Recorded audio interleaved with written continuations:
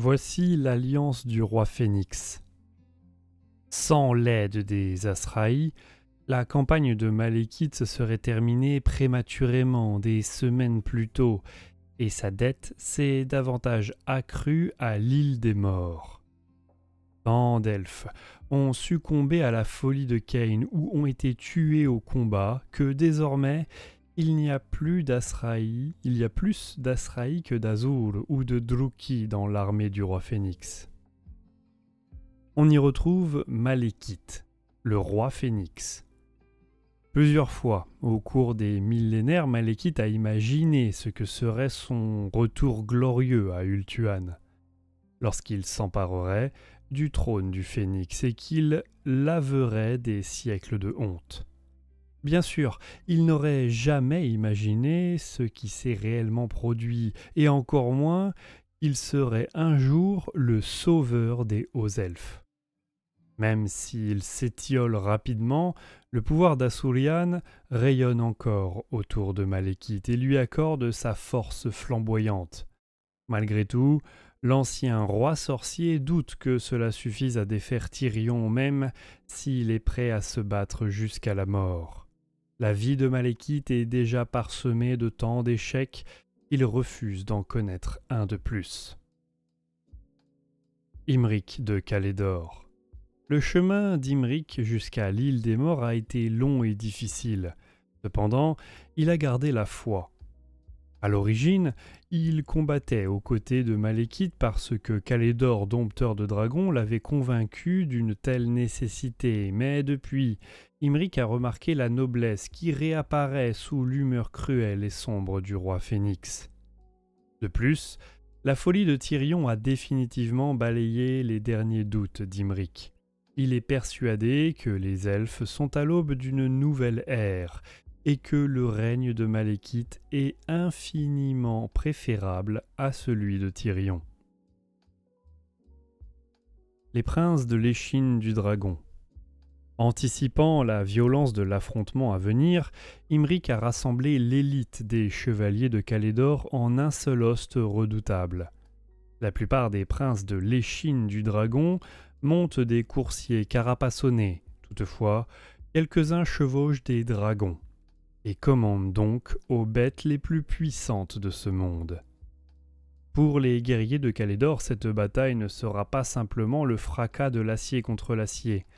Dans leur esprit, son issue déterminera une fois pour toutes si Imric a eu raison de rallier le camp de Malekith au début de la guerre. La sororité d'Avelorn.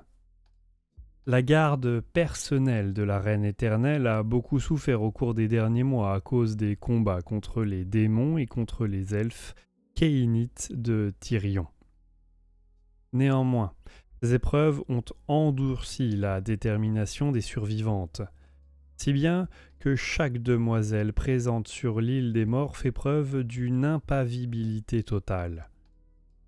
Les rangs de la sororité ont également été renforcés par des elfes de Talcine, triés sur le volet par Naestra et Arahan, afin d'assurer la sécurité de la Reine éternelle.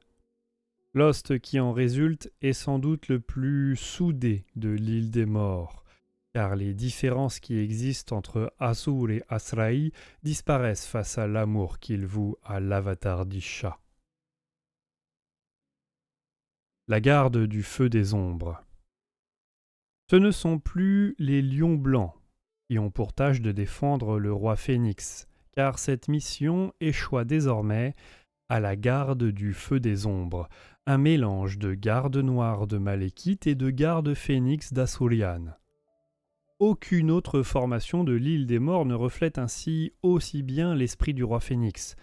Son côté obscur a été contrebalancé par le feu d'Asurian, tandis que sa brutalité est compensée par la noblesse de son esprit. Même si ces deux factions ne se mélangent pas, elles combattent côte à côte au service de Malekith. Cela n'importe guère que la garde noire combatte pour le butin et la garde Phénix pour accomplir son destin. Seuls comptent leur hallebarde et la détermination qui habitent leur cœur. Les archers de Scarlock et Neis la prophétesse. Dans les royaumes des hommes, les archers de Scarlock comptent parmi les mercenaires les plus doués qu'on puisse recruter. Cependant, aucun de leurs employeurs ne s'est jamais aperçu de la véritable motivation de Scarlock. Que la véritable motivation de Scarlock était d'étudier leur méthode de combat et de rapporter ces informations à Athel Loren. Néanmoins, les archers de Scarlock sont des tireurs incroyablement doués, plus encore que ceux d'Ultuan ou de Nagaroth. Et avec les présages de Neith pour guider leurs traits, il ne fait aucun doute qu'ils seront les tireurs les plus redoutables de l'île des morts. Voyons maintenant les illustrations.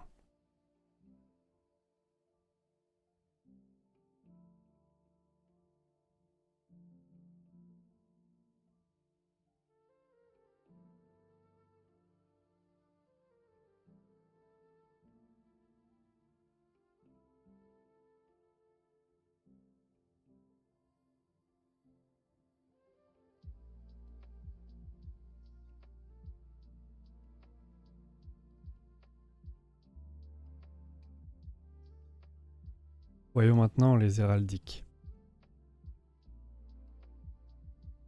Avec Malekith, le roi sorcier bien sûr, le prince Imrik, Alariel, avatar d'Isha, Raloth, le seigneur de Talsin, Naestra et Araan, Eklis, Alice Anar, Neis la prophétesse, Adrana, les princes de l'échine du dragon, la sororité d'Avelorn, la garde du feu des ombres. Les archers de Scarlock, le grand host de Nagaronde, le grand host de Tor Kaleda, le grand host de Modrin, le grand host de Talsin, et enfin le grand host de Matlan et la cour de la clairière de Durthu.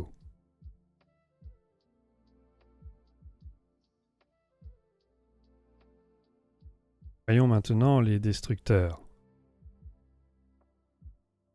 L'armée de Tyrion porte les atours de la civilisation, mais elle n'est plus qu'à un pas de la barbarie la plus totale. La plupart de ces guerriers ne se battent que pour voir le sang couler, même si la folie leur donne de la force. Si le sacrifice d'Aisling n'avait pas clairsemé ses rangs, l'avatar de Kain aurait facilement écrasé l'host de Malekith. On y retrouve bien sûr Tyrion. Il y a des milliers d'années, Aenarion parvint à s'extirper de l'ombre de Kain et vint sur l'île des morts pour combattre au nom de son peuple. Malheureusement, Tyrion n'a pas la force de caractère de son ancêtre, ou alors l'ombre de Kain pèse plus lourdement sur ses épaules. Le seul but du prince est d'empêcher Malekith d'acquérir le pouvoir nécessaire pour mettre fin à la guerre, sans se soucier de ceux qu'il fait souffrir. Désormais, Tyrion est méconnaissable. Son visage est hagard, ses traits sont tirés, son regard est dur et cruel. La puissance de Kain le dévore de l'intérieur, bien que peu de ses alliés s'en aperçoivent vraiment. Même Morathi ne sait pas ce qui est à l'œuvre car elle est aveuglée par son amour. Lokir Fellhart. Suite à des mois de service auprès de Malekith, Lokir Fellhart a rallié le camp de Tyrion. Même les lieutenants les plus proches du corsaire ne savent pas si cette trahison est due à la corruption induite par l'ombre de Kain ou si Lokir a encore des ambitions personnelles. Dans tous les cas, l'allégeance de Fellhart a grandement renforcé le camp de Tyrion, non seulement parce qu'il lui a fourni des navires pour se rendre sur l'île des morts, mais aussi parce qu'il a mis à sa disposition des milliers de corsaires. Cependant, il est possible qu'en réalité Fellhart se serve de lui-même. Les traits d'acier. La guerre d'Ultuan n'a pas été miséricordieuse envers les guerriers de Morathi. Sur les dizaines de milliers de soldats qui ont accompagné la soi-disant Drusala depuis Nagaroth, il n'en reste plus qu'un quart. La survie des traits d'acier n'est pas due à leur bravoure, mais à leur bon sens, car ils ont toujours pris soin de ne jamais s'approcher de l'ennemi plus près que la portée de leurs arbalètes. Cette stratégie les a préservés au cours des mois précédents, mais tandis que l'ombre de Kane les engloutit, il semble que leur instinct de préservation cède peu à peu à la place à la soif de sang.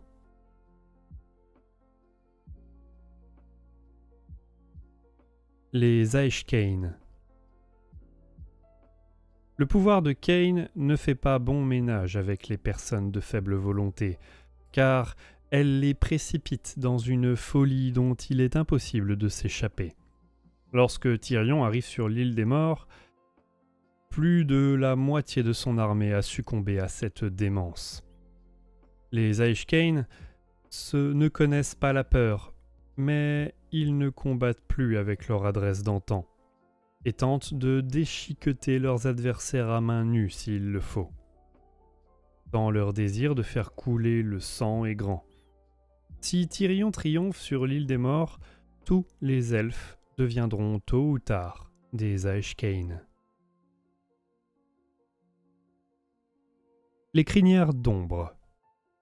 Même après la mort de Coril, Tyrion a conservé la tradition d'une garde de lions blancs.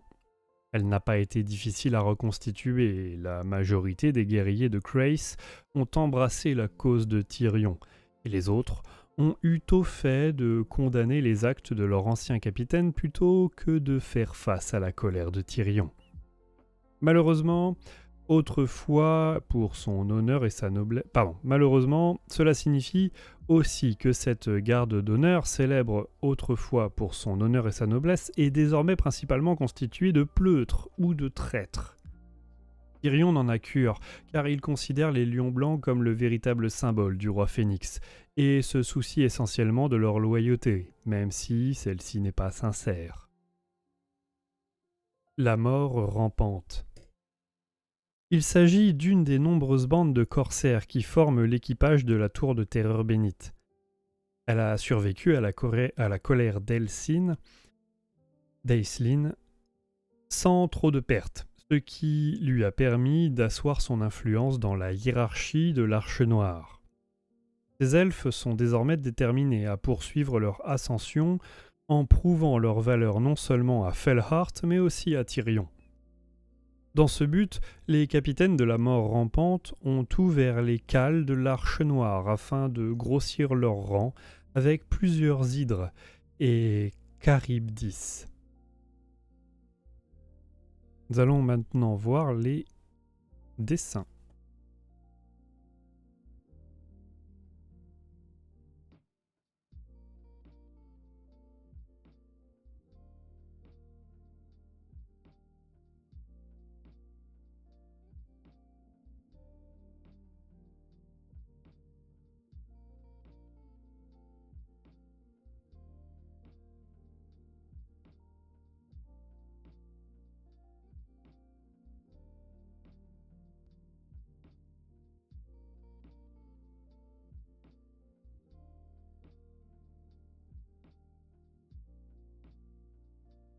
Voyons maintenant les héraldiques. Avec Tyrion, l'avatar de Kane, Lokir Fellheart, Morathi, la sorcière suprême, le prince d'Alroth, les lances du corbeau, les traits d'acier, les épées du kraken, la mort rampante. Les porteurs de crâne, les muets, les chevaliers de Thoraline, les Aestyrions, l'autel de la ruine rouge, les fils du ciel surnaturel.